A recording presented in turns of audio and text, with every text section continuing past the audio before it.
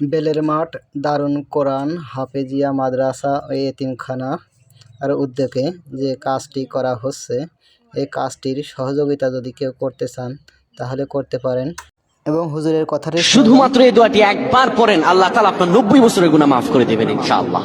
আপনার 90 বছরের গুনাহ মাফ হয়ে যাবে শুধুমাত্র এই দোয়াটি যদি একবার পড়তে পারেন। আপনার ভাগ্য খুলে যাবে, রিজিকে বরকত আসবে, মনের ন্যাক আশা পূরণ হবে, আল্লাহ আপনার সব দোয়া কবুল করে দিবেন। সুবহানাল্লাহি ওয়া বিহামদি।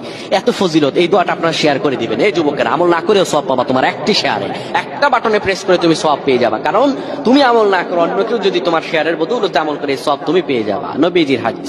কেউ যদি একবার এই দোয়াটি পড়তে পারে, দোয়াটি হলো রাব্বি ইন্নী যালামতু নাফসি ফাগফিরলি।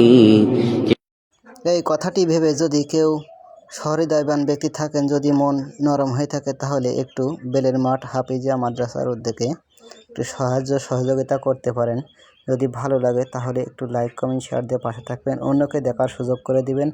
আমাদের ভিডিও যদি ভালো লাগে, আমাদের মাদ্রাসার নতুন কাজ হচ্ছে, নতুন কাজের আরও আপডেট পেতে চাইলে আমাদের সাথে লাইক ফলো দিয়ে পাশে থাকবেন।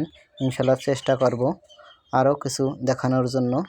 শুধুমাত্র এই দোয়াটি একবার পড়েন, আল্লাহ তাআলা আপনার 90 বছরের গুনাহ মাফ করে দেবেন ইনশাআল্লাহ।